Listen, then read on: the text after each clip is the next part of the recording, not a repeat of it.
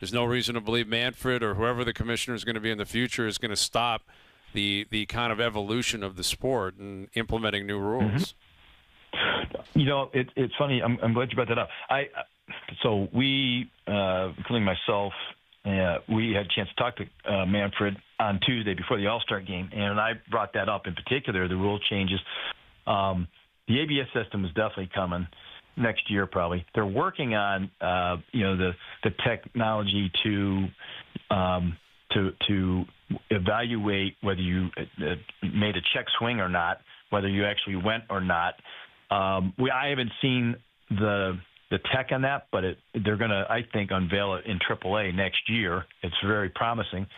And the other thing that I asked them about, and this is, the short answer on this is it's not going to happen in the next year or two, but there has been some talk about repositioning the outfield and not allowing the outfield to be, as deep as they are playing right now. I don't think they'll go that far. That might be 5 years from now, but there's a lot of data that the outfield has obviously gotten a lot better, improved. Positioning is the big reason why, and we're more athletic, I think, as a sport. And they're playing guys deeper, so you're not having as many extra base hits. So that's something that I know has been talked about from within the league offices. But it's a long-winded answer. That part of the rule change isn't going to happen, in the next couple of years anyway. If we see it, we might see it in year 3 or year 4. Okay. Yeah, there's certainly more to come. I don't think there's any denying that. He is Jim Duquette, MLB Network analyst, former MLB GM. Always great catching up with you, Jim. Enjoy the second half, and we'll do it again soon. Yep, same to you guys. We'll talk to you soon. You got it. Joining us here on the Maple Toyota Hotline. Drive the built-in Canada, fuel-efficient, fun-to-drive Toyota RAV4. Gas or hybrid models available. Visit mapletoyota.com. Listen, they eliminated the shift. Like, they've proven they're willing to do that. Like, put rules in place that are going to effectively, determine where you can stand on the field. That one seems extreme. Like, not allowing, like, outfielders to stand towards the, warning track or whatever it is. I don't know how you legislate that, but I guess they feel they can. And again, it comes down to the data that they have. They know where balls are landing. They know, the likelihood of hits and the likelihood of, if a player's standing here, blah, blah, blah. Like, that's what the shift was all about. It was just data. Everyone knew, okay, this guy's going to pull the ball. Like, there's no point in even defending down there. He's not going to hit it there. So just put someone over here. And there's, there might be some goofy stuff that gets talked about, but I will say, like, a lot of the stuff that they've done, it's been good, right? Like, the bigger bases, the pitch clock, you name it, they haven't really missed with what they've been doing as far as changing the game. So, like, how can you argue if they're going to take a look at something? Chances are it's probably, something that could help based on their track record. The one you talked about allowing the outfielders to have to be a certain distance in or away from the wall, I actually have one for hockey, and that is forwards can't skate backwards to the neutral zone. I think that prevents a lot of this stuff we see with kind of trying to play the wedge and all that, and make guys attack, make you skate forward. That's something I think the league should talk about and look into. Make teams be aggressive. With aggression, you get opportunities both ways, offensively and, fortunately, defensively. Yeah. I kind of like sometimes when the forwards skate backwards because a lot of them don't even know how to do it. That's when you get in trouble, huh? It is true. Trying to fight it, blows a wheel. After practice, you ask one of the forwards, skate backwards for me. Let me see how that looks again. Yeah, it's awful. It does look bad. Listen, the NHL did it with goaltenders, like keeping them, in the crease effectively. Like, you can go behind, or keeping them out of the corners, I guess is what they did with the trapezoid or whatever.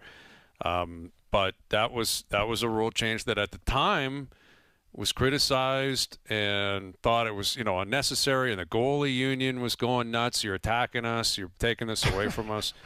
And, the reality is it's on the league to determine what's in the best interest of the sport and what customers want, what your fans want.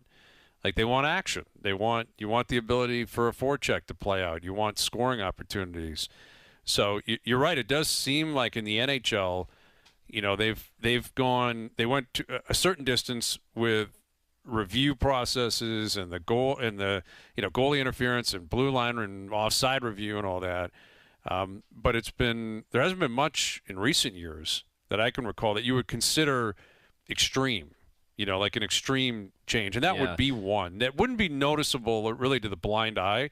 Struddy, I don't think a lot of people sitting in their seats would be like, oh, that guy, he's skating backwards or whatever. But it may have a truly tangible effect on the outcome of games. And if it's a positive one, then why not look into everything? I'd have one because so many people talk about eliminating the shootout. And now that we're going to an 84-game season, we can't play continuous overtime. We can't have 10-minute overtimes. It's the star players who are out there already playing 25 minutes, some guys, and they're getting worn out. And this year especially with the condensed schedule with the Olympics. So I would like to see 3-on-3, no offsides. It's just the ice sheet is there for you. You can do whatever you want. You can go wherever you want. And if we're worried about these overtime games going to a shootout, I can guarantee you they're not going to if there's no offsides. See, I can live with that one if we can add this one. I'd take it a step further. You can't play the same player twice in overtime. Oh, is that going to help? Is that what fans want, though? Imagine Connor McDavid gets one shift. What is a 5-minute shift? He's not getting off the ice. It's just 5 minutes. Well, but I guess he could just stay on the whole time. But so, you could start the middle of your lineup, right? Like your 7, 8, 9 forwards, let's say, or whatever. So we got Adam Henrique out there to start overtime. Right. Then he come over the top with the big guys, but then you might have some weird matchups. Like, make coaches coach instead of just open the door. Here's our 3 best players. Here's our 3 best players. Like, I want to make me think a little bit, challenge me a little bit to be a better version of myself as a coach. Well, from a coaching perspective, I'm with you. I wouldn't want to lose a player that I want to see on the ice. Like, that is a part of the experience, I think, in overtime. Like with Edmonton's a great example. Like McDavid and Draisaitl start, and they have this unbelievable shift, multiple 2-on-1s, and they hit the post twice. And then they get to the bench, and the clock starts because you're like, get them back on the ice. Like, I want to see that again. I wouldn't want them on the bench and like, all right, they're out. We got to try to recreate this with someone else that doesn't have that ability. But I kind of like the no offside. Like, you got to keep icing because you want. You don't want to give them the opportunity to just dump it out. Mm-hmm. Not that you would 3-on-3, but no offside's an interesting one because you get guys just like William Nylander would just cherry pick the whole time. Like Willie would be down right in front of the net, just saying, "You guys win 3-on-2 battles, flip it high, and I'll take it from here." Gone. But even if someone like Willie just takes off, now someone's got to go with him. Now all of a sudden, 80 feet of ice just opened up. And it's like, you walk in, do what you want. There's no way we're going to a shootout as often as we were. I love this idea. Guys are just skating wherever they want. You have my full support to table that idea. Full support. Yes, it's that one would lead to some chaos, man. No offsides in overtime. You're already doing something that's abnormal anyway. We're already playing 3-on-3. It's already goofy. We're playing 3-on-3 on 200 feet of ice. It's already goofy. And the goofiness of possession now, the importance of possession in overtime, where guys, they go in, they don't like what they see, they all come back out, they throw it back to their goalie. That's another thing that would probably come to an end if the blue line doesn't matter. There's no need for you to swing all the way out and let guys tag back up. I kind of like that idea. There we go. Okay. All right, We're Frankie cooking. Corrado. We're cooking. Yes, we are, man. We're cooking with gas now. All right, the Leafs have acquired Dakota Joshua from the Vancouver Canucks in exchange for a 4th-rounder in 2028. We'll get back into that. I have a couple of rankings for you guys that we will get to. We got Dave Naylor coming up, the Nail Gun, in just over half an hour. Our best bet still to come as well. Overdrive continues. TSN 1050 and on the TSN app.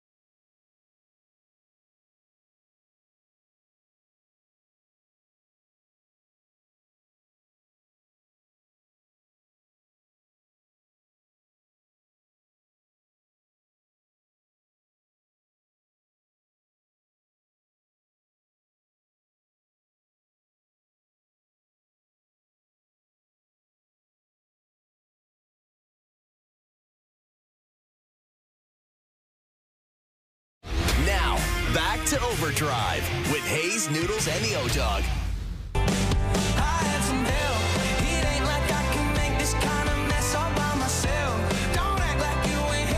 All right, Dave Naylor coming up in about a half an hour.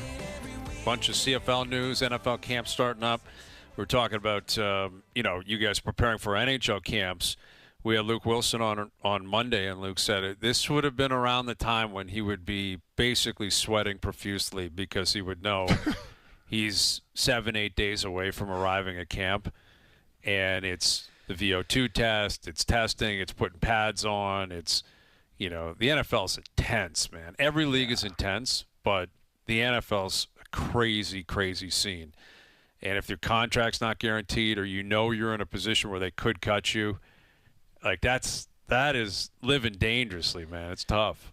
That weight room that weight room experience is vastly different than the NHL weight room experience. Like I've heard those NFL rooms, when it comes to testing, they're yelling, they're screaming. Guys are like trying to put as much weight on the bar as they possibly can. NHL weight room, it's like, oh, Stratty's just doing the bench right now. I'll hop in after him. Meanwhile, those guys are they're animals, man. They're absolute animals. Going crazy in the NFL.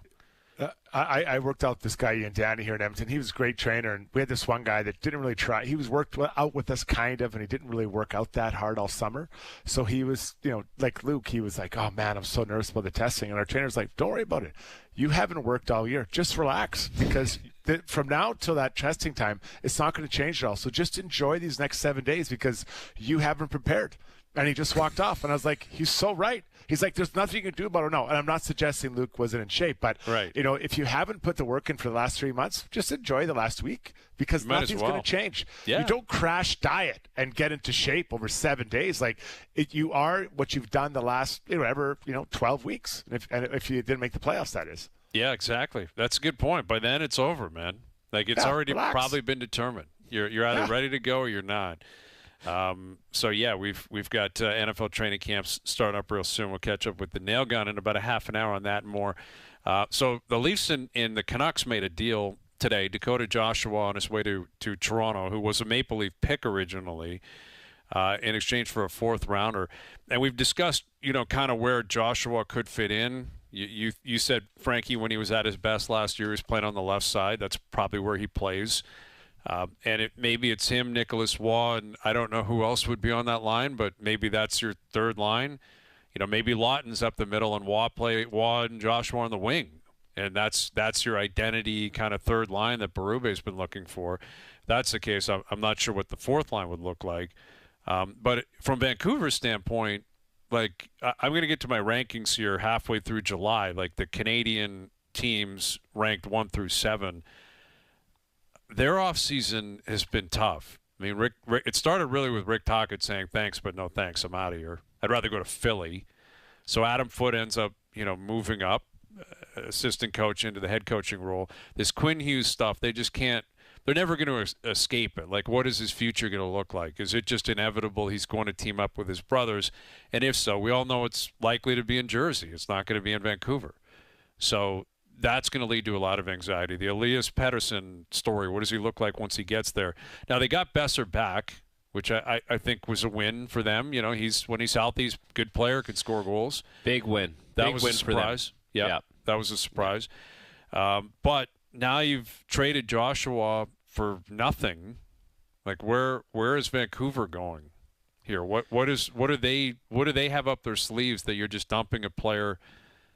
Again, for a fourth-round pick, it's a salary dump. Yeah. They're not a better team without Dakota Joshua. It is a salary dump. They needed the flexibility, so they must have something up their sleeve because, like, there was even talk that they were interested in moving on from Teddy Bluger, and like, on the surface, you're like, Teddy Bluger makes under $2 million, useful center iceman, kills penalties, blocks shots. So they're in the mindset of they're trying to do something maybe aggressive that they need a little more flexibility to do. So now they got 3.25 off their books in Joshua, and we'll see what they can do with it. But looking at that lineup today, they're not a better team without Joshua. Toronto's a better team with Joshua. And it's not like, listen, it's not like they've got some monumental piece now, but they got a really good depth piece who plays a different style of game, who is going to fit a role and fill a need for them. So that should be considered a win for Toronto, especially considering the price that you paid to get him is only a 4th-round pick, right? In 3 years. Yeah. I think just to follow up on that, I think what you're talking about, Frankie, is an upgrade. They upgraded their bottom 6 by getting this player. On the flip side, Vancouver, I think we got to give them a break. I think that they believe Evander Kane is an upgrade on Joshua, on him. Which is true. Like if Kane's healthy, that's valid, 100%. Yeah, so the money isn't that much different. I think it's $1 million. Oh, is it $2 million different? I think Evander's at $5 million maybe. And Dakota's at $3 million. I think Evander can score more goals. I think that he is more of a hard guy to play against consistently over his career than Dakota has been. So I think there's an upgrade there. But the problem is you want to have more than one player like that. We talked about that earlier, right? So Connor Garland, I love him, but he's a very small player, and he can chirp and get into people's faces, but he's not physically dominating people, even though he's a hard player to play against. So be interested to see what comes next. But I do think this is Kane in, Dakota out. Yeah, that's a good point. And, they acquired Kane really for nothing either because they didn't need any money. Like that was Edmonton just wanted out of the salary, and they did that. So, that has, I guess, has been evident here. Like if you have money to play with, you can take advantage of teams that are looking to get rid of players who have value, but they just know they can't have them anymore based on the numbers crunch, which, again, is unique to Toronto. Because they're never in a position to do this. No kidding. Like over the last handful of years, they've never been able to just pluck a guy because he's available. They've never had the money to do it or flexibility to do it. But they've also, again, from a Leaf perspective, filled up a lot of that flexibility. Like Michelli's, what is Michelli making? $4 million or something like that? Michelli's he's at 3.4. Okay, Michelli. So he's at 3.4. Nicholas was at 3. And Josh was at 3.25. So between the three of them, you're talking almost $10 million, 9.5. Yeah, that's a lot of the 11 million Marner going out. They've effectively filled with those three guys. Well, and if you look at the Leafs on Puckpedia, right, you have two guys. One makes 13.2, one makes 11.5. Then it goes down to Nyes at 7. And there's I'm just talking about the forwards. Like Morgan Riley's also a $7 million player, but there's no one in the 6s. There's no one in the 5s. Then it goes down to the 4s. So they're still trying to repair this cap structure so that they could make it a little more gradual and it doesn't just fall off a cliff, but it still does. It's just you can't do that in 1 year.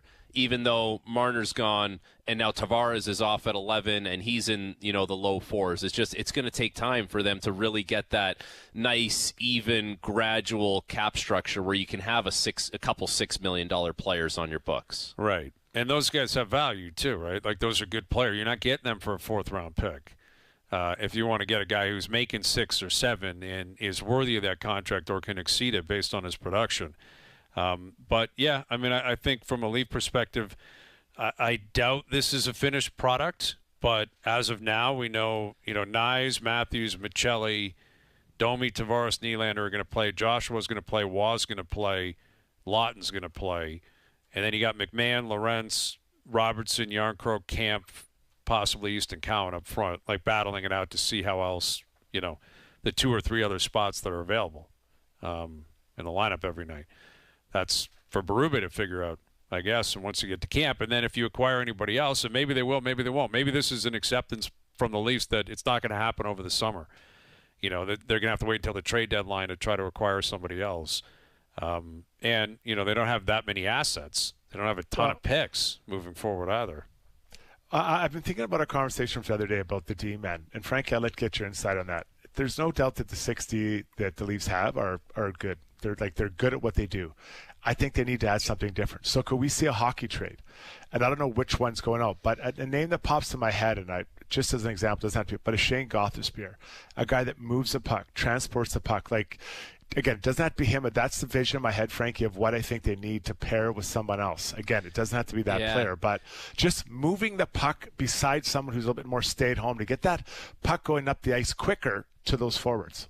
Yeah, I don't disagree at all. And you know what's crazy about that, Struddy, is the Leafs could have had Shane Gostisbehere the last 3 or 4 years. Like, he's been on one-year tickets, right? Like, he was on a one-year ticket with Detroit and then Carolina, and it's like those guys, it felt like Toronto had that already, and they were like, we need the tree trunks. We need the guys that Vegas had because we got to clog things up a little bit more. And now if you look at it, it's like you got Tanev McCabe, good shutdown pair. Carlo O'Reilly. Well, you added the big presence with your puck mover. And then, OEL and Benoit, I look at it and I'm like, OEL's on the third pair. He was on the third pair in Florida when they won. So chances are he's slotted right. So I get what you're saying about, having a guy who's like a slick puck mover, but it feels like they've almost tried to like overcompensate for thinking that way for so long that they just said, we need to try and get the mutants, and it's tough to get those guys. But yeah, like, why not have someone who breaks the puck out pretty well? What about the power play this year? Like, Mitch Marner was running the power play last year. He was playing the point because they didn't think Morgan Rielly could do it, or they didn't think OEL could do it. Marner's gone now. Someone's going to have to run that power play because that's a strength of the team. And so, where does that go to now? Who gets that positioning? It's a good question. And again, we don't have the answer in the middle of July, but you're right. They were doing, the 5-forward power play into the playoffs last year. They were committed to that. So, I don't picture that happening again. I think they'll go, with Marner gone, they're going to go back to a conventional 4-1. Maybe Rielly gets another opportunity there. I think that would benefit him. Again, trying to get some cookies on the power play and feel like you're contributing a little bit more in areas where you're comfortable. But that's why I think it's an unfinished product. Maybe we're looking at the forwards, and it could possibly be Tree Living trying to find a puck-moving defenseman or two. All right, we'll come back with our rankings. I'll have my rankings. You guys tell me where you stand on that. Canadian teams 1 through 7. Dave Naylor on the new week in the CFL starting up. His take on, obviously, Chad Kelly's return. And what's up with your Elks, man? They stink, Strutty. The Elks are brutal out there in Edmonton. Them and the Argos both have 2 points. It's not going well. So we'll get you an update on that as well from the nail gun as we get closer to that in about 20 minutes. OverDrive continues. TSN 1050 and on TSN 2.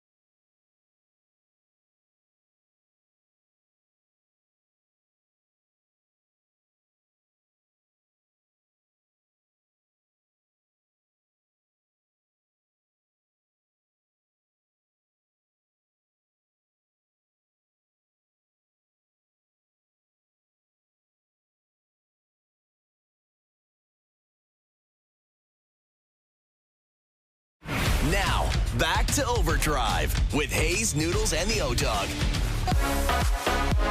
All right, July 17th, Struddy's birthday. Happy 50th to Strud, spending it with two guys in Toronto, and he gets to hear my list, 1 through 7, the Canadian teams as they currently stand. I think you're going to be happy once I get to number 1 here, Strud. For your birthday, I'm going to make sure you're happy with this list. So, love it. I'm going at number 7, Calgary. I get the Calgary Flames. They almost made the playoffs. Now, Dustin Wolf was so good last year.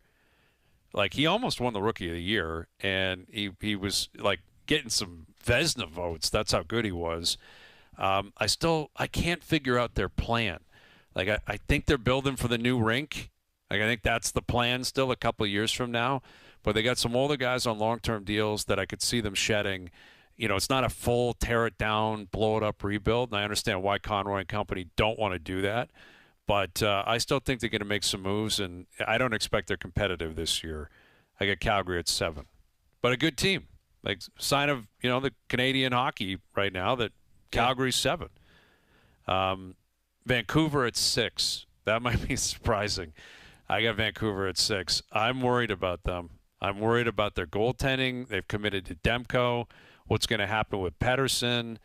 Is Quinn Hughes, when he's healthy, is going to play, and he's one of the 7 or 8 best players in the game. But what his future hanging over things? You got Adam Foote now, rookie head coach. I got Vancouver at 6. It's all about 40. Like, what is 40 going to be? Because if he plays like a 50-point player, they're going nowhere. They don't have the pieces underneath him to prop him up. He's got to. Doesn't have to be a 100-point guy, but he's got to be like an 80-point guy at least. Not far off. He's got to be a superstar. This one might surprise you, and I might be getting a little carried away because it's summer. I get Ottawa at 5. Who, they haven't been overly active. Like, I think they're waiting now a full year with Dylan Cousins. They bring Giroux back. Year 2 of Travis Green, made the playoffs for the first time in a long time. But with Ottawa at 5, I got Montreal at 4. Mm-hmm. Like, I got to get the Habs at 4. I like the Dobson deal. Like, you talk about puck-moving defenseman, Strud. They got Hudson on one pairing, Dobson on the other. I like the way they played coming down the stretch, man. I love Nick Suzuki. I like the way they're set up. I think the Habs are still going to be active too, right? They're going to keep pushing. Whole year of Demidov. Yeah, that's right. That's going to be pretty cool to see what this kid looks like. They could have back-to-back Rookie of the Years. That's right. Hudson into Demidov. Demidov's a heavy favorite to do it. So I got the Habs at 4. I got the Leafs at 3. The Jets at 2, and your Edmonton Oilers still at 1. I got to pay respect to the team that's been in the Cup final 2 years in a row. I haven't loved their offseason, Strut. I got to be honest. I haven't loved their offseason. But if you got McDavid, Draisaitl, I mean, Edmonton's still number 1. Yeah, I think that makes sense. I did a list similar to yours, but mine had the Jets and Oilers flipped. Okay. I like the Jets. I think that the addition of Taves, I don't think he'd come back unless he knew he could do. I don't know that he's a second-line center, but I'm pretty damn sure he'd be a third-line center. So Lowry's out for a while. When they come back, that gives Taves a chance to play up. Can he play up or not? If you need to, address it later. So I'd go with the Jets at 1, Frankie. Okay. And the Ehlers loss is significant, but it's not going to cripple that team. It's not. It's like you lost a good player. I think there's still enough around them that makes them difficult to play against. They're a very good team up and down the lineup. Mm-hmm. I don't disagree with that. Yeah, regular season has not been the issue for them. They won the President's Trophy last year, and that is very valid. I just. Trying to mix the playoffs with the regular season and trying to rank these teams. But there's 7 good teams in the country, and it's going to change a lot. This time last year, Montreal was my clear-cut number 7, and look at the season they had. So things can change. Things will change. There's going to be more movement with all 7 teams between now and opening night. But there you go. A little mid-July check-in for Hayesy B's list. Hour 3 coming up. Overdrive continues. TSN 1050 and on TSN 2.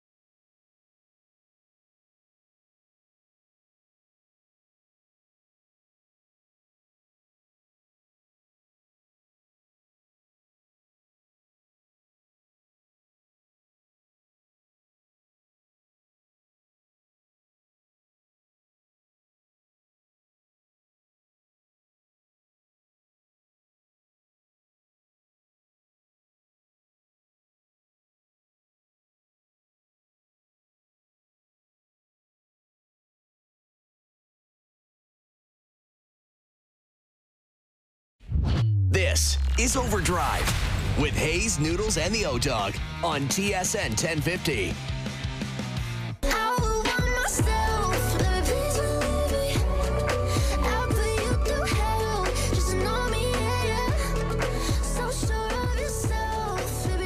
Final hour OverDrive continues, powered by FanDuel, bringing you everything from the opening line to the final score. Brian Hayes, Frankie Corrado, Jason Strudwick. We'll get to our best bets a little bit later this afternoon. The Jays back in action with the Giants in town. Giants, you know, they've got a winning record. You got the Yankees a lot down the stretch. You got the Tigers coming up. They're the top team in the American League. It's going to be go time for the Jays right out of the gate. But I like that. Like, don't ease into it. You're at home. If you're a pace car, if you're a really good team, it doesn't matter who you're playing. You're expected to pick up wins. They're going to have to do that. And especially the fact that, like, it's the Yankees and the Sox, and they're right on your tail. It's like there's no time to be complacent. It's not like you're going into this thing with, like, you know, a 5, 6, 7 game lead, and then, you know, you can get complacent and all of a sudden they make up ground. It's like they are right there, and you got to get going right out of the gate. And I think that applies to Vladdy maybe more than anyone on the roster, where sitting at 12 home runs, like he's got to be that big, powerful bat that people game plan around. And right now, it's not the case, but we don't really – it doesn't get exposed as much because the team is playing great around him. Yeah, he's absolutely, man. He's been very lucky. Like, if this team was on pace for 80 wins, 75 wins, and he had 12 home runs, it would be nasty. It would be loud. And now it's more, I think people are just pointing out the obvious, which is justified, that his numbers should be better. He has to be better, but he still can be better, and you have faith in that because you've seen it so often, and he's still so young. But ultimately, if you're a fan, really you care about team success. I mean, that's, I think, the lesson we've learned from the Core 4 era. Like, who cares about the Core 4 anymore? How about win something in the playoffs? Like, that's what Maple Leaf fans want. They don't want Matthews to just win Rockets and Marner to get Selke votes and all that. It's the Maple Leafs need team success, and the same thing applies with the Blue Jays. You know, well, they get impatient, right? Yeah. Fans get impatient. They're like, those individual accolades are great, but now we want to go on a run. We want to have fun, and you see it in every market.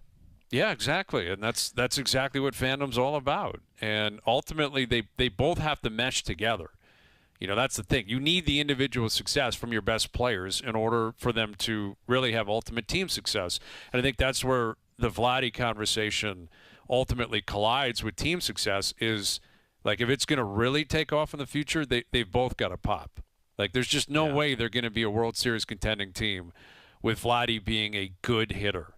Like, that just it can't happen. He's got to be great. He's got to be – like last year, by the end of the year, he's one of the 7 or 8 best bats in baseball. And there were times where he was legitimately the most dangerous at-bat in baseball. Like, he was as tough as anybody to get out. You knew he was going to register hits. You knew he was going to produce runs. And that's got to be revived. And if it does, and you coincide that or marry that with a team that's, you know, showing depth and showing fundamentals and playing aggressively like they have all year, that's going to go a long way. Yeah, and it could be one of those things where, like Jim Duquette mentioned, by the end of the season, maybe the numbers are what they're supposed to be for Vladdy, but maybe on the lower side of what they're supposed to be. Like, there's always that range, right? Like, this is a great year, this is a good year. That's a great question, Struddy, because he's at 12 home runs right now. I can't imagine he gets to 40. But he can get somewhere into the mid-30s, I would think, or pushing up on 40. He's got to be able to. 30? He's got to double his current home run production. Like, by the end of the year, you got to have 24 or 25 minimum. Like, you know, that's minimum. That's just doing what you did, yes. Right? Like, I think he's got to do what he did, plus make up some ground based on what you didn't do in the first half. He's very capable of doing that. Like, you could a guy like him, you get hot, you could hit 12 home runs in a month, like no problem. You know, you get red hot. You have a couple of 2 home run games, and all of a sudden the bat's starting to heat up. Yeah, I agree. I think the total's got to be 25 as the start. Like, you got to have 25 in the bank by the end of the year. But just like we said with the Leafs, right? Like, fans don't necessarily. No one throws a parade for 60 goals. No one throws a parade for Selke votes. They throw parades for teams that win. Mm-hmm. So as long as Vladdy's pulling his weight and the team wins, we're not really going to, I don't know, we're not going to disparage it. The team is winning. It really gets exposed if the team, comes out in the second half here and doesn't win. And all of a sudden it's like we're a month down the road and they're 5 games back of the Yankees. And it's like, well, you're not climbing out of that unless Vladdy goes on a heater now. But look at Aaron Judge, what he's doing in New York. He's hitting, and the team has won quite a bit with him there. Yeah, no, exactly. That's what's going to be needed, and ultimately they need. I think the Blue Jays are in a position here, and Keegan was talking about it yesterday, where you need to be aggressive and be greedy and be thinking of running away with the division. Don't just hold on with a 2-game lead over the Yankees. Chase 93 wins, 94, 95 wins. Try to really secure your spot, and not only by winning the division, but maybe your top 2 seed in the American League, then you avoid the wild card round altogether. I mean, that's where Vladdy factors in. Like, everything just continues to move. The way you add another 2 or 3 wins to the win column is Guerrero can single-handedly do it, and Bichette can do it. And if you get Varsho back and Santander back, all of this, could be available to the Blue Jays. And if it all comes together, you're going to have a special, stretch run here through August and into September. All right, Week 7 of the CFL beginning tonight, and Chad Kelly's still not ready to return. It sounded like he's real close. The Argos are in Montreal. They're a massive underdog. I think a double-digit dog. I think 10.5 on FanDuel, I believe. Alouettes 3-2. They've off to a pretty good start. The East, seemingly like every other year, is more watered down than the West. Here's our CFL, NFL reporter and insider. Here's Dave Naylor. How you doing, Nail Gun? Hey, Brian. You mentioned the West dominance over the East in the CFL. This has been one of these things that I always get asked about, like why? And I have no answer. I've tried to answer it a million times. There was a period in like the last 4 or 5 years where, like, for a year, remember when the Golden State Warriors were just rocking, like just steamrolling everybody? Like, there were complaints that the NBA had become non-competitive because of the Golden State Warriors, right? Around that time, for about a year and a half, the West had a higher win percentage against the East in the CFL than the Golden State Warriors did in the NBA. Wow. I can't, and I can tell you why Golden State had that win percentage. I can't tell you why CFL West did. I'm not sure either. And yet you get to the Grey Cup, and the Argos would sneak in a win, and it would obviously, you get to a 1-game playoff, and anything can happen. And even in the West, with that being the case, like the depth, it seems like Winnipeg has just been the pace car for so long. But you look at the Argos, and, there's been a lot of discussion about how many guys they've lost, and especially on the defensive side of things. And they're 1-4. They're in tough. They're waiting for Kelly to return. As we said, the East, it does not appear as if anyone's going to run away with this. It's still possible. It's early in the season. But what do you think the Argos are thinking right now? Like, what is a reasonable expectation for them the rest of the way? And do you think they can get to a point in the season where they feel comfortable they can and will make the playoffs? I think we're really on the Chad Kelly train here. And, from my latest information at the start of the week was, Chad Kelly was, running Skelly, but he still wasn't running team drills. So I'm not sure it's like that close. It may still be a little while away, based on what he's doing in practice. And look, this is kind of deja vu for the Argos, right? Because they missed Kelly for half the season last year because of the suspension. But here's the difference. And Nick Arbuckle, basically was the guy last year like he has been this year. Here's the difference. Last year, their defense was playing pretty well, especially after the first month of the season. And it was also a scoring defense. They were getting like a pick six or a fumble recovery, forced fumble deep in territory. They're creating turnovers in short field. So there's a lot of complementary football that the defense was providing to pick up an offense that wasn't really in sync. Same thing on special teams. I mean, Janarian Grant was a machine last year, in terms of giving the Argos field position. So, the definition of complementary football is basically when one side of the ball is not doing its job, the other side will pick it up and compensate. They were getting that last year when Chad Kelly was out. They're not getting it this year. That's the difference between last year's Argos without Kelly and this year. What about down there in Hamilton? Are you liking what you're seeing from their quarterback play and enough from their defense? You know, it's funny. The first few weeks of the season, everybody was jacked up to see what Hamilton would be like because they finished really strong last year. Bo Levi Mitchell had a huge second half. They go out and sign Kenny Lawler, who's, maybe the best receiver in the league. And the first 2-3 weeks, it was like, when's the show begin? Where are the fireworks? What is this? And the last 2 or 3 weeks, it's been a different show. I mean, Kenny Lawler is playing at such an exceptional level right now. I have to think of the last time we've seen a receiver in the CFL who's that dominant. And look, this guy was a big-time player in college. He played with Jared Goff at Cal, and he was a draft pick of the Seahawks, of course, former teammate of our friend Luke Wilson while he was with the Seahawks. And he's a guy who's had a lot of injuries, so he hasn't really put together that spectacular season. But the GM in Hamilton, Ted Gavaya, was the assistant GM in Winnipeg. So he knows Kenny Lawler. He knew what he was buying. He went out in the market, paid top of the value, and that's what they're getting. That's what they're getting from him. I mean, again, it's not like he's wide open. Like, this is a guy who's a contested catch guy. Like, he's a physical receiver. He will go vertical, and he will fight you for the football. That's what we've seen in him. And on the defensive side of the ball, Hamilton, their second overall pick in the draft this year was a guy out of Windsor, from the University of Windsor, named Devin Varasek. And he got a look-see in Indianapolis and was a little bit late for Ticat camp because he was kind of waiting to see if he could sign in the NFL. But, look, linebacker from U Sports to the CFL, especially middle linebacker, tends to be a very rare path. Like Mike O'Shea did it, 30 years ago, coming out of Guelph and was starting for the Ticats. But most U Sport linebackers end up as special teams players in the CFL, a lot of them. And then a lot of them, don't really good. If they do get into starting roles, it's not going to be very quickly. Devin Varasek has started 3 games at middle linebacker for Hamilton, the last 3 games. They've won them all. He's, I believe, led them in tackles every one of those games, led all players in tackles, and has a pick 6. So this is a special player that is doing things that we don't see very often. So they're getting some presence on the offensive side of the ball, getting some presence on the defensive side of the ball, and I think people are feeling a lot better about the direction of the Ticats than they were the first couple weeks of the year.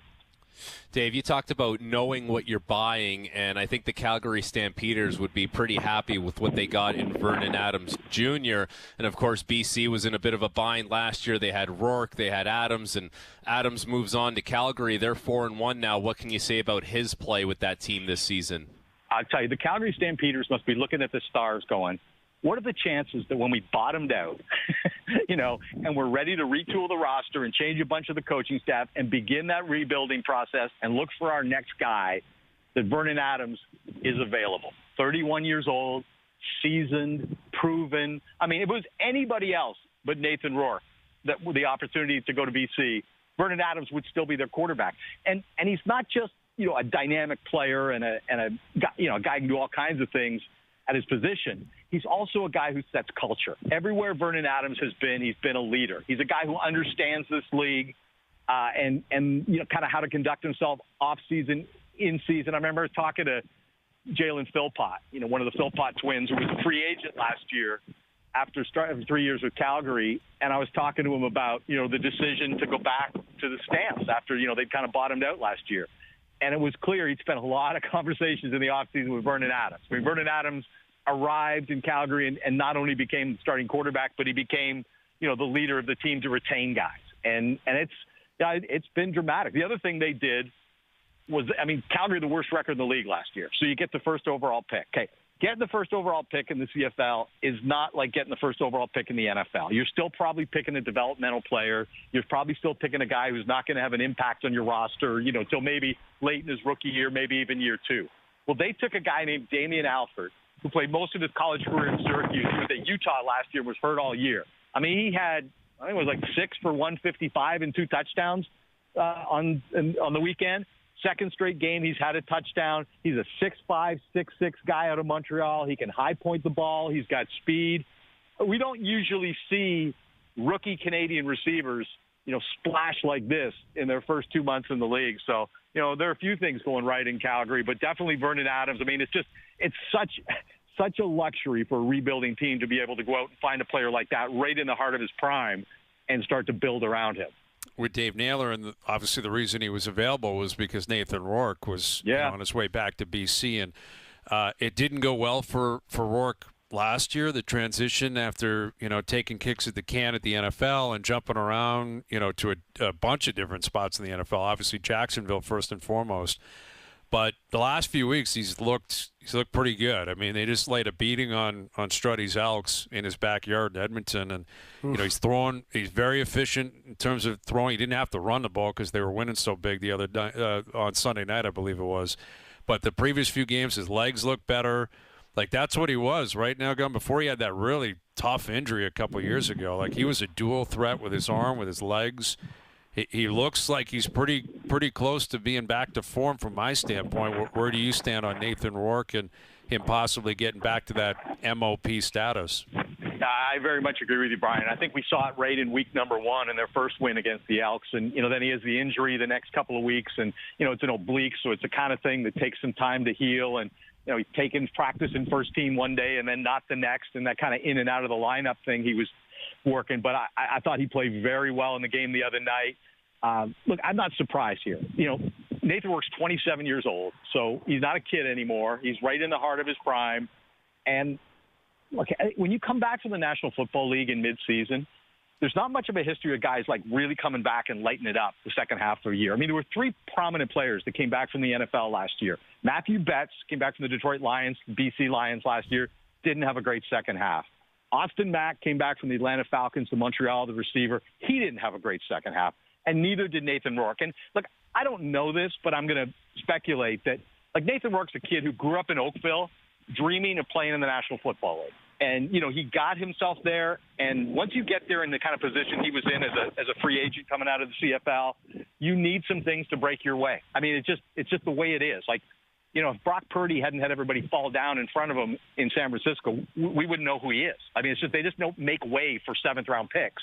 Or free agent quarterback. You kind of just need things to fall in your direction to get an opportunity. It never really did for Nathan. And I'm sure processing the end of that NFL dream, and I don't want to say it's over for him in the NFL, but the odds are unlikely that he ends up going back. It's just the longer you're here, the older you get, the less opportunity there is to make that jump. So I'm sure that was something that just emotionally was tough for him to process last year, but he's reset himself. I thought he looked kind of burned out at the end of last year, but he's really reset himself this offseason. The Lions are a bit of a work in progress, but I don't think Nathan Rourke is. I think, look, if he's the outstanding player at the end of this year, I will not be surprised at all. And I think he's going to have a very, good season and a long career in the CFL. He really looks like the guy that we saw in 2022 before he went to Jacksonville. Dave, as you know, the Elks turned to some of their alumni to fill some important positions in their organization, including GM and president. Got a new coach. Everything's changed. Are you seeing enough traction that this team is, going to maybe find a different path into the second half? It's a bye week in Edmonton, and I think they got conversations about what to do on both sides of the ball. I mean, the Trey Ford thing, gets a lot of the attention, right? And just to put Trey Ford in context for people who don't understand it, Trey Ford played football at the University of Waterloo, okay? In the last 50 years, the number of U Sport quarterbacks who have been handed the keys to an offense, not as a fill-in duty, but you're our guy out of the gate, number 1, he's it. There's nobody else. So, he's trying to do something that isn't done very often. He's, again, an athletically freakish player who can, make Lamar Jackson type plays at times, but he also can mess up simple plays. And that's been the variance that people have seen in Trey Ford. And I think there is a discussion in Edmonton about, looking at sort of what is his first 5 games of the season been. It was a big step backwards against BC. They got to win. I mean, you can't rebuild a fan base once you get to 1-6 or 1-7. You're talking about next year. So that's one conversation I think is being had, and the other is the defense. I mean, they went out and spent in relative terms, a boatload on their defense, and particularly the front 6 or 7.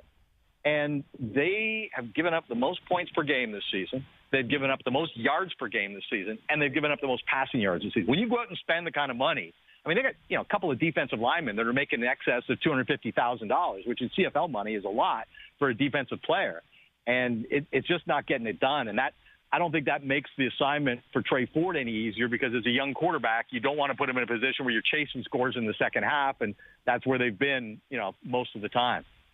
With Dave Naylor, our TSN CFL NFL reporter and insider. Week 7 of the CFL beginning tonight. Argos in Montreal playing the Alouettes. So a big story that you broke this week. Sean Lemon has been reinstated by the CFL. Stuart Johnston, of course, the new commissioner in the CFL. And Lemon, famously was suspended indefinitely last April for wagering on CFL games. And he's not a young guy. He's, I believe, 36. He's a free agent now. So what does this mean now that he's been reinstated? Are you surprised at all that, what seemed like a lifetime ban actually was about 15, 16 months? And what kind of market is going to be out there for him? Yeah, I would say when a soon-to-be 36-year-old defensive lineman gets suspended indefinitely, that's probably the end of his career. I would have told you that at the time. And, I think part of it was, he appealed his suspension, right? And the basis of his appeal, I believe, was essentially, I didn't know you couldn't do that. And I didn't know you couldn't do that. Was that wrong? Was that wrong, me wagering on games? or nobody formally told me you can't do that. That was essentially his argument, right? What a case. And actually, he went and got independent representation for that. The CFLPA did not represent him in his appeal, which is pretty unusual for a guy to go outside the union and make that argument. So, look, I know the league office was not happy that he appealed, and maybe the fact that there's a new commissioner made this more possible. I think there was also a more contrite version of Sean Lemon in this case, taking counseling, accepting counseling, not talking about the arguments that he made, a year ago. But he lives in Montreal year-round. From my understanding, the Alouettes lobbied on his behalf in the background here. And they do have a degree of interest. I'm kind of surprised they haven't signed him, or we got a little while before we get to kickoff, because here's the other element of the story. He has a 2-game suspension for testing positive for a banned substance. So once he does no one told him that was illegal, though, Dave. No, to be fair to Sean, he wasn't aware that he couldn't do that. Anyway, if they sign him in about the next hour, I think they can work off one of his 2-game suspensions tonight. Right. But he'll be on the practice roster a few weeks anyway. But, look, I think it comes down to precedent, right? If you look at other leagues, he didn't bet against his team. He bet on his team. It was, I think, one parlay ticket where he played like a Hamilton Tiger Cat money line and a Calgary Stampeder +6 for like $100 Canadian on an offshore.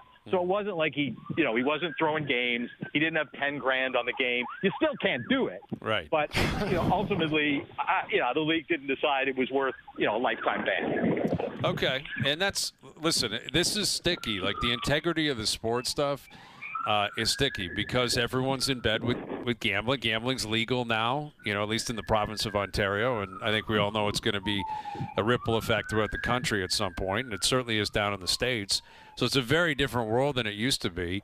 Yet I think if anything, more than ever, you probably have to be that much more diligent, right, Dave? Because now, people that aren't gambling are really looking at this, wondering what's going on in the sports world. What's right? It's a different complexion today than it was 10 years ago. Well, absolutely. And to that point about diligence, and listen, this is a real mystery around the CFL. I've had people from teams call me and say, do you know how they caught him? And I mean, not to tell me, but to ask me. Because here's the thing. Sean Lemon placed that bet with an offshore. Right. Not with a licensed book. Right. Right? So you would think, okay, if I find a book somewhere in Asia and place a parlay ticket or Europe, and because I believe the currency that he bet in was euros. So it would have been in Europe somewhere. He bet one parlay ticket on a tie cat and a stamp game, and the league found it. That's what's incredible to me, is that the league found that. And you bet in crypto now. You got to hide it in crypto, Dave.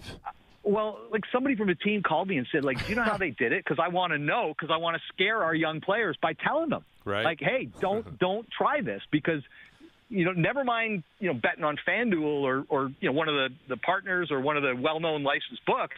But even if you go to Europe on an unlicensed book, obviously they can find it. I have no idea how they did it, but I think that tells you there is a level of diligence that the league was able to find that. Big time. Yeah, that is very interesting. And yet, Sean Lemon, he's He's on his way back. He's got to serve one more other suspension. That'll get out of the way. 102 career sacks, man. That's and like the last time he was on the field for the first 4 weeks of last season during the appeal, he had a presence. He was getting to the quarterback. So I expect he will be an Alouette very soon. Okay. Yeah, pass rushing, man. Yeah, everyone's got to have it. You got to have it. All right, Dave. Great catching up with you, man. Appreciate you doing this. Hey, awesome, guys. Take care. See ya. There's Dave Naylor, our CFL insider. CFL on TSN continuing tonight, Week 7, Argos, Alouettes. And I love that defense. Hey, no one technically told me I can't do that. Come on. Yeah, was that wrong? Yeah, was I not supposed to do that? I have to plead ignorance on this. I have to. I mean, sorry, no one said it directly to me that I'm not allowed to do that. What a case. Has he heard of Pete Rose? Yeah. Has he ever heard of Pete Rose? Maybe he hasn't. At some point, it feels not very real, right? Yeah. I'm like, are you serious? Yeah. I guess though, but if you're going offshore and betting in euros, don't you kind of know you're not supposed to do it? Well, that's or else you would just do it on point. FanDuel. Exactly. Yeah, exactly. You go down. If you're on FanDuel, you're going down to play a Pro Line ticket or something like that. That's you're different. calling Klaus in Germany saying throw 5 hunch on the Argos tonight. Yes, exactly. But it's like, I shouldn't go to a Coldplay concert and be cuddling my mistress during whatever Fix You No one told song. him he wasn't supposed to do that. Is that not okay? Is that not right to do that? Imagine the conversations they would have been having. Fix You. They're going to play Fix You, and I'm going to have my arms wrapped around you, and it's going to be great. That's our song.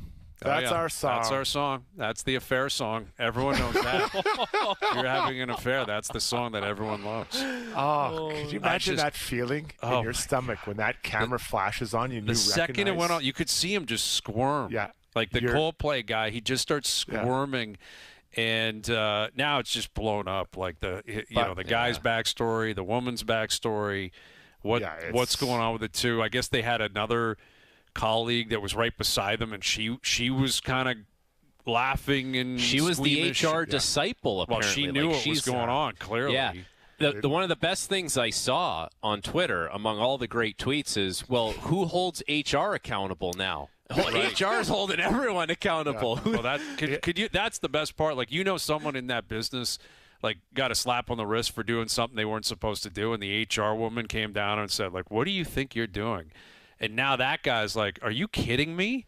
You're with the CEO at the Coldplay concert. What are you yelling at me for? I'm just trying to get by here. And this is the whole company. I can't even imagine imagine the group chats last night. Worked at that company, and the CEO and the head of HR were hooking up at the Coldplay concert. Yeah, and they're out of sync. They're swaying out of sync to the music. Now, if we show that one more time, is that Mitch Marner who pops up in the background with the glasses on? It might be. It's his doppelganger. You can see. So here they are. Oh, boy, I'm in trouble. Then this guy's got his hands up in there. Then all of a sudden, out of nowhere, Mitchell Marner. There's Mitch. No, this is it right here. This is him.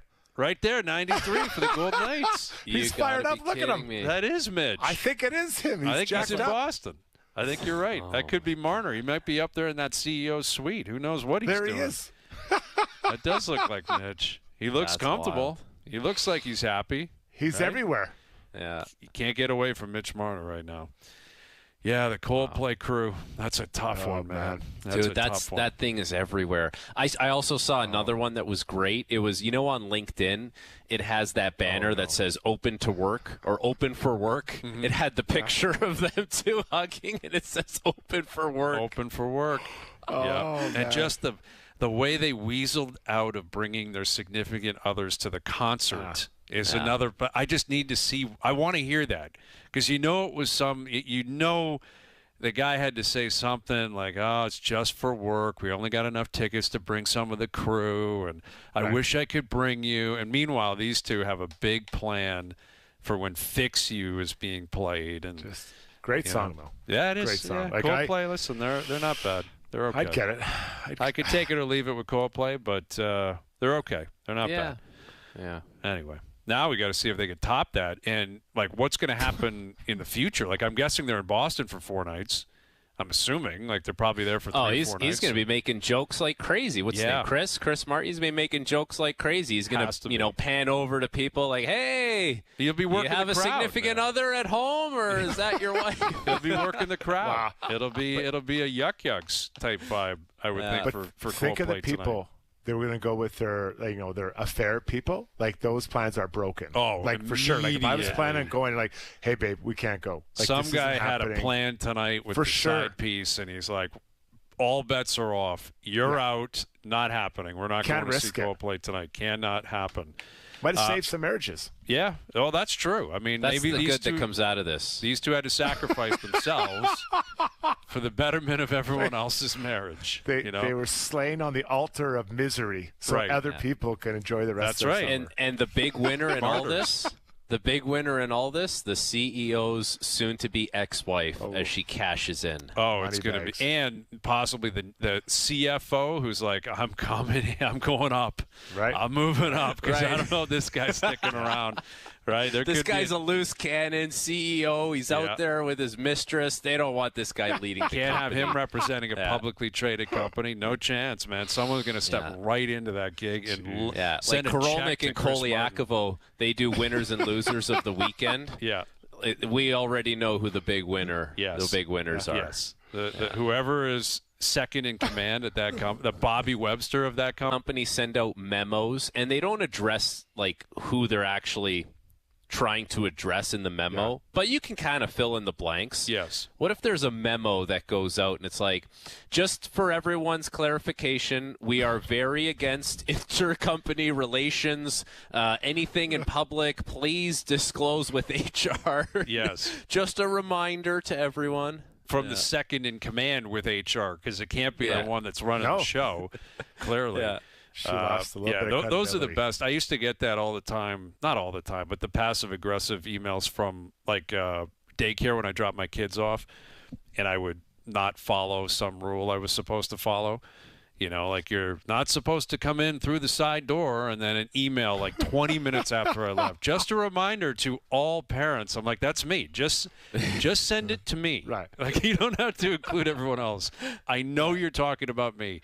I came in the side door. You were standing there. We locked eyes. You were not happy. You don't have to send the passive-aggressive email. Send me a text. Give me a call. Just say, don't do it again. I get it. Don't drag everyone else into this. All right. Best bets coming up. OverDrive continues. TSN 1050 and on TSN 2.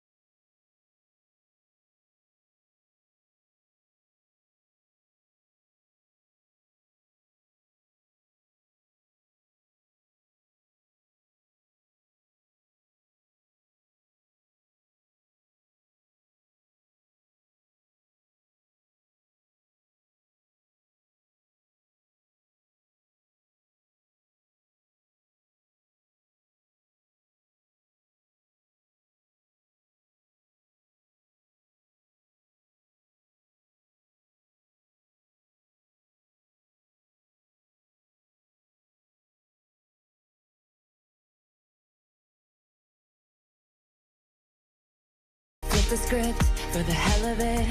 Addicted to betrayal, but you're relevant. You're terrified to look down. All right, coverage of the 153rd Open from Royal Portrush on OverDrive, brought to you by Subaru. And Scotty Scheffler, 3 under. I think that's very significant. McIlroy, 1 under. The Canadiens, the 4 Canadiens, all over par. None of them played well. But for me, a dream scenario is Scheffler, McIlroy in the hunt. That's what you're looking for. Like, you're looking for those 2 guys. Ultimately, they're the number 1, number 2 guys in the sport. McIlroy back in Northern Ireland. Scheffler wondering why he wants to win, his little existential commentary earlier in the week. Be interesting if he does win, because a media guy immediately is going to say, what are you going to have for dinner tonight? Like, try to be funny and kind of crack him up. And but yeah, it's day 1, and it's a different vibe, isn't it? Like, these guys are going out at 5:30 in the morning.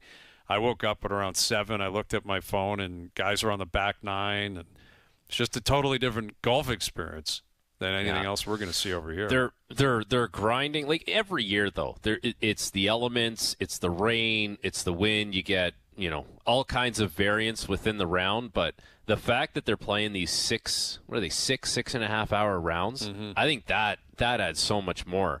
Like even us, we go out there, we play a round that's 4.5 hours. You're drained. You're like, I'm losing focus here. I need to eat. These guys they got to keep it locked in for that amount of time under those conditions. That's tough. Big time. Well, spread it over 4 days, right? It's not just the one day where you guys are out there hacking it up, right, for 5 or 6 hours. You're doing 4 days. That's a lot. And then the wear and tear of the body. It's a survival, right? A battle of surviving. Sure is. Dude, let me ask you guys something. I played in one of those charity scrambles on Monday. It's nice. They raised a lot of money. It was great, but long round, whatever, 6 hours. Scrambles, but it's all good. Tough. It's all good. So long. I was in a great group, young guys. We had a great time, and we were respectable. Like, we weren't dead last, but we weren't minus 18 like some groups will say they are. We're like -8, -9. But we weren't doing the big woos and cheers when we were making our birdie putts. And it felt like we could hear it from every corner of the course. Like, those guys are screaming. These guys are screaming. And we're like, are we doing it wrong? Like, what is are they just making 40-footers, everyone around us, and we're not? Like, I don't know where you guys are at. You guys must play in those charity scrambles. Like, are you whooping it up, high-fiving, going nuts? I think it's more who does it, right? Like, if you have someone that's, clearly not a golfer, or someone who's kind of been struggling, and then they do something that's very beneficial to the team, then I think that calls for a, hey, all right, rah, great stuff. You hit a putt that we needed. You haven't brought anything else to the table the whole round, but thank you for that putt. But just doing it every single hole, it seems a little bit extreme. And there's also no context to it, because who knows, are they, like, if it's an eagle or something, like if you're on in 2 and a par 5 and someone hits a 20-footer, sure. Like, show some emotion. But if it's like a little pitch and putt course and everyone's got inside 10 feet for birdies, that just doesn't seem like you need to go that far.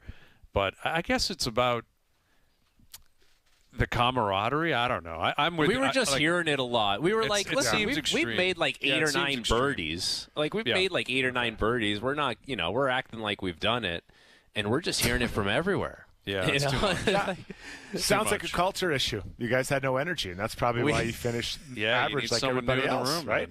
Hey, you don't want to finish first. You don't want to finish first in those things, because then everyone starts to ask questions like, okay, guys. Big time. It's the scramble winner. How many mulligans? Net 48, 45 or something. You're like, how is that possible? It's always nice to win, and I haven't won often, but I always love it. There's always one person in the group who has to get their drives in. And you can just see them sweating it out, because the ones I play, and you usually have to get 2 or 3 drives in each, and the others are open. Mm-hmm. And like that one guy's like, "Oh my God, how many holes are left? I've only got 1 drive. I got to get 2." I'm like, "Don't worry, it's fine." And he's just like, awful off the tee. It's an issue. Yeah, you'll be fine, James. You'll be fine. You're just yelling at it. He's so bad, and then he hits just terrible. And you got a par 5 and you're hitting from like 20 yards off the tee. Like, it's fine. Don't worry, we'll get it there. Like, that's the guy I love to play with. Yeah, well, and that's the guy. It's awkward because at some point everyone else has had the conversation to tell him to just take a 7-iron out and try to hit the fairway. You know what I mean? Like, we have to use your ball. You cannot keep that driver on earth. Do us a favor, hit a wedge, and just get on the fairway, and we'll take it from there. We have to, right? You're killing us here, man. I was playing and you last make that weekend. guy go first. That guy's got to go first. Has to go no first. pressure. Just he knows put us in it. play. The worst no thing is if you're the guy that's always going first, everyone's just like you're wasting people's time. You know what I mean? Like, right. Don't do your practice swing routine. Yeah. Don't waggle the club. Just It's like. Just hit and move, please. Right, the first time you get to the green, you try to figure out who the worst putter is. You're like, Frankie, go first. Because you just see the guy just driving right through.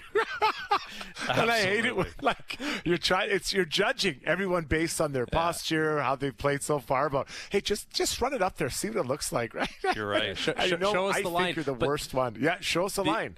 The issue is the first guy, when he's a horrible putter, he's going to blow it 3 feet wide and 8 feet past the hole. And you're like, I have no idea what this thing's doing still. An icy, snaky downhill putt. He just hammers it straight. You're like, dude, that did not show us anything, please. My buddies tell me not to leave a birdie putt short. Well, you haven't been close to any putts all day. Just hit it halfway there, so at least we get a read halfway Give there. us But some opportunity to learn something from you, please. You're a black hole. You're killing us here. It's true, man. I'm doing a scramble next week. I haven't done one in years. Like I'm a pretty heavy. You the celebrity? No, it's a TSN thing actually. There's a bunch of the newsroom guys are throwing stuff or whatever it is. And Frankie must not got the invite.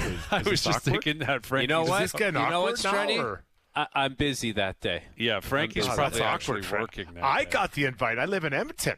Yeah, You did believe not me. get the Frankie would be a ringer of what I'm anticipating happening here.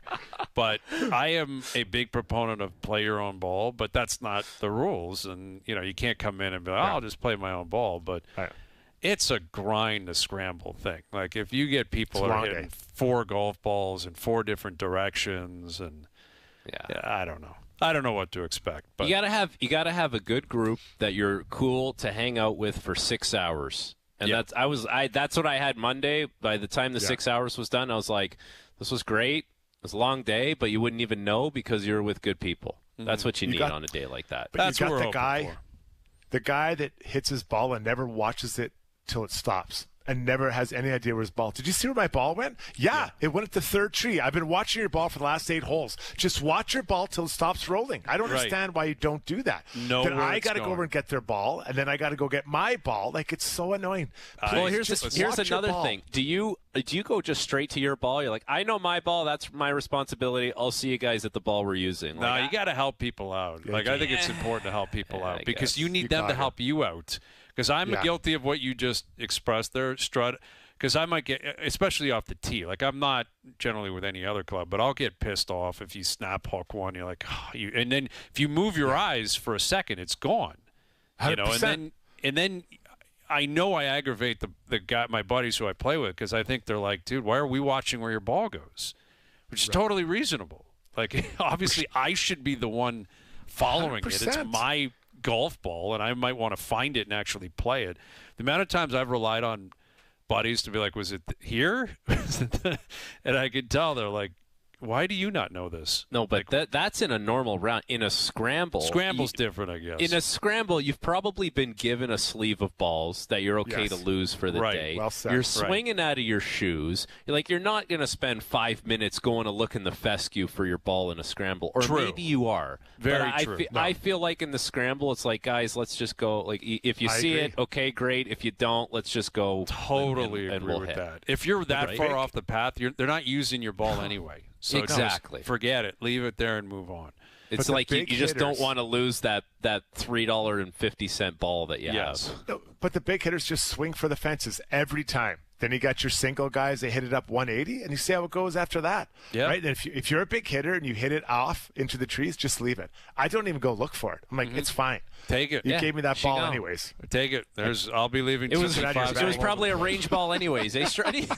Oh, I love the range balls. top Except when flight. the compression's like 80, then I can't use those, right? I got to get the nice ones. But I've been known to take balls out of someone else's bag. If I'm going for the deep hits, I just take it out of their bag. They don't know. That's so greasy. valid. That's What's one so way of doing greasy? it. How do they know?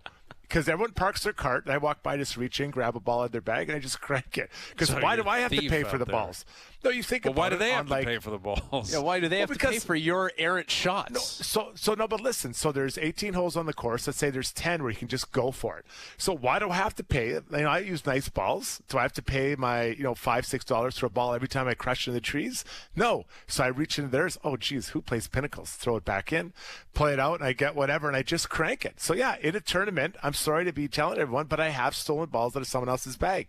I refuse to lose mine. That's huge. crazy. That's a huge. Because you're going to lose violation. theirs, is what you're saying. Like, you That's know you're right. losing a ball, so you're going to lose your buddy's golf ball. So it's okay to lose your buddy's pinnacle, but not your tailor-made TPX5. Yeah, that's right. Because I've been losing them. Because I'm trying for the team, right? I'm blocking shots for the they're team not. out there. They're not. I The am. Pinnacle guy's not trying. He stinks, and he's You Yeah, but look he down wants on me. the pinnacle guy. How dare you? Yeah, don't look He's like, down on Strutty, that guy. come on, Strutty, hit it deep. Yeah, I'm trying, and I'm swimming right out of my. It's all I can. I put everything I got into this, and sometimes it goes a little crazy. So why do I have to keep losing my ball? So I dip into Jimmy's bag, pull it out. Ooh, pinnacle. I drop it back in, grab another one. Oh, there it is. Pro V, launch it. Done. Bang. See you later. Okay. Yeah. I'm not proud of it, but I I've might done do it. that myself next time. Am I I'm the in only one of guy these who's tournaments. done this? You've never I've done never that, heard of Frankie? anybody I've stealing never- golf balls from somebody else. I've Not never a grown experienced man. this before, but if I saw someone rifling through my bag, I'd be like, "Can I help you? Do Yeah, you not it would- have any golf balls?" Possibly be No. a confrontation. If I saw I someone, don't. I'd happily loan you a golf ball if you need one, but just stealing it is. It's not seems stealing. Extreme. It's You're part the of the team. Coldplay It's part guy. of the team. You're It's like the sharing Coldplay tape. guy of golf, is what you're like establishing here. It's like sharing tape at men's league. Hey, I don't have any tape here, Frankie. No problem. Here's the clear. And you wrap it up. So this is, here's the ball. They don't know That was about another it. thing when you were kids. Like, there was always the one guy that never had tape. We're You're like, looking dude, right at him, guaranteed. Yeah, probably Never Strut. has Yeah, tape. exactly. Oh, Some yeah. road No, tourney, you're playing 6 games in 3 days, and Strutty needs tape every single game. Like, Strut, go buy some tape, man. Yeah.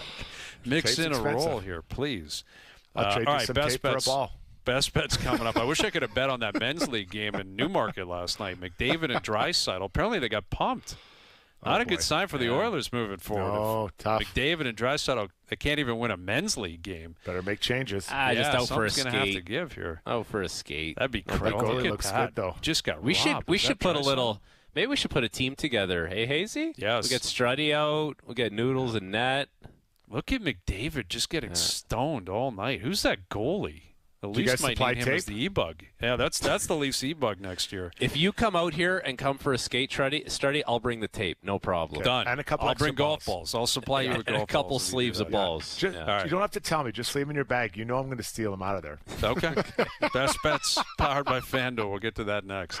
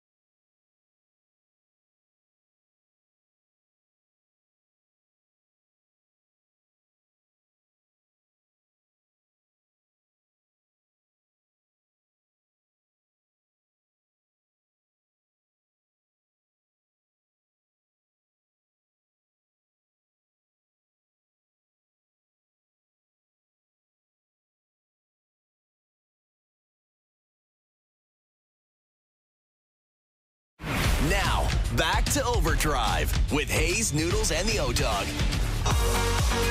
All right, today's Best Bets powered by FanDuel. Make your picks and assemble a same-game parlay in seconds on the FanDuel Sportsbook app. I'm going to take the points with the Argos down now. It's down to 9.5, but they're desperate. They're 1-4. They have to compete. They're coming off a bye week. You've got to be in this game tonight. 9.5 is a big number. I'll take the points. Argos on the spread tonight. Best Bets powered by FanDuel. Again, assemble a same-game parlay in seconds on the FanDuel Sportsbook app. Please play responsibly, 18+, physically located in Ontario. Struddy, happy birthday. It's been a blast. Thank you. Happy birthday, buddy. Thank you, guys. Yeah. And I apologize to those I stole balls from. It's all good. It's not none of us, Actually, I so don't. we don't care. Yeah, I don't just apologize. you don't have to do it here. You can just text Rashog. It's okay. Yeah, send Shogger a text. Sorry about that. Yeah, good stuff, Frankie, as always, buddy. Great seeing you. Boys. Nice seeing you guys. Jonas will be in here tomorrow. Struddy, you're back tomorrow. It'll be fun. Thanks to everyone behind the scenes for helping out. We appreciate it. Everyone for tuning in today. TV, radio, podcast, web, and, of course, up on YouTube Live on TSN's YouTube channel. We're out of here. Enjoy your evenings. Enjoy the games tonight. We're back tomorrow at 4 p.m. We'll chat then.